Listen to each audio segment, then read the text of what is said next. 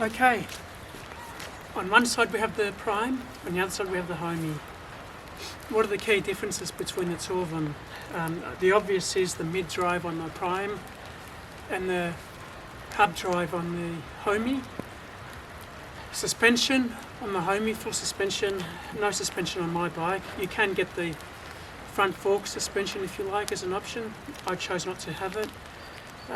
On my Homie, I have an optional front drive as well. It doesn't come, it's got nothing to do with Narika, it's just something that I've put on my bike. Power-wise, this one's got a 1000 watt motor, this one's got a 500 watt motor. Chalk and cheese between the two bikes as far as grip, agility, and just all-round riding. They ride completely different. The Homie is a lot more agile. Going through dirt tracks, it is easier to manoeuvre. The Prime is just a little bit harder, but when I say harder, it's actually different. Not actually harder, it's different. The way that I'm seeing the two bikes together, hey Oliver, meet Oliver, is that this one is like a Mack truck, whereas this one here is more like a Ferrari in the sense of going through mountain bike tracks. You go nice and slow with this one. It'll go through anything, like rocks, trees. I rode it yesterday down a track. It was one of the most roughest tracks I've been on. The tyres do cushion a lot of the suspension into the bike, which is really, really good. I should say that cushion the ride. Being a fat bike, when you're turning, it tends to pull either to the left or to the right when you're turning, depending which way you're turning. I've read up on that, and it's quite common. It's because they've got such big tyres on them.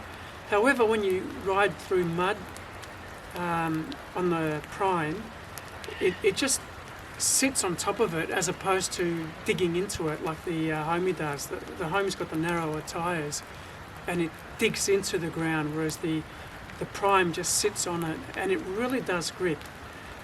I was asked which bike would I choose. Well, as a bike that has less components on it, as far as no suspension, the Prime is a very easy bike to set up and to ride. There's not much you really need to take care of. You don't have to worry about how much air pressure you have in suspension or anything like that. You just hop on it and you ride it. The Prime has a few more components to it, and it's also, in my case, being one of the first ones out, had minor issues. I've overcome the issues, but the fact that Narika have developed this bike after this one, learning from the mistakes they made on the Homie, I can really see the difference between the two bikes as far as rideability, in the sense that this one here feels more secure, less things to go wrong with it. I don't like the thumb throttle on the Prime. It's very difficult to set it to a speed. I just wish maybe it had a dial instead, if that's the case. You set it to a speed and just let it take you somewhere.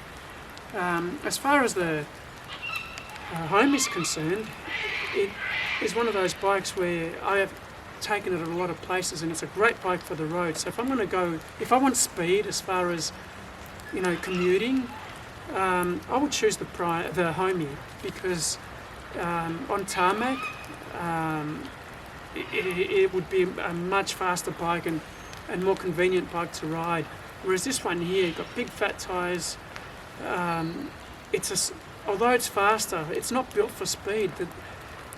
The tyres on it are not built for speed. They're built for going over obstacles, riding the bike on sand or mud or dirt tracks. That's what these tyres are built for on this bike.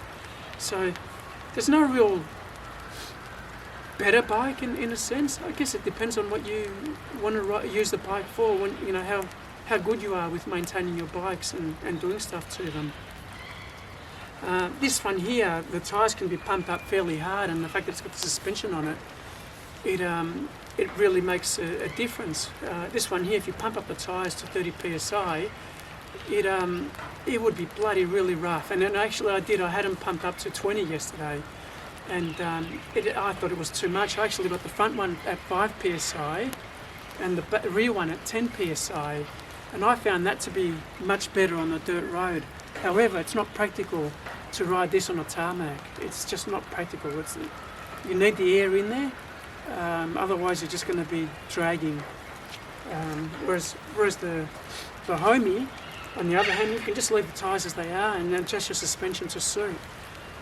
I just,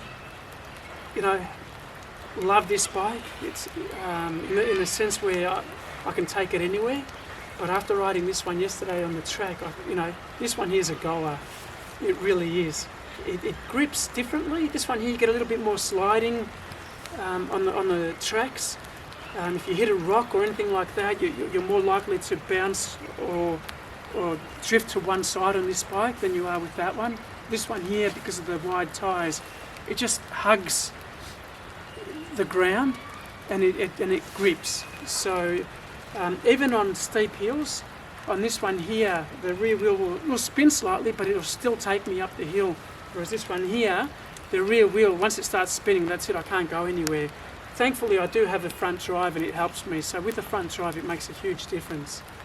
Anyway, I don't know if I've answered all your questions, everyone, but whichever bike you choose, it really comes down to your rideability and where you're going to ride it. There's no right or wrong. It's just a matter of what you prefer.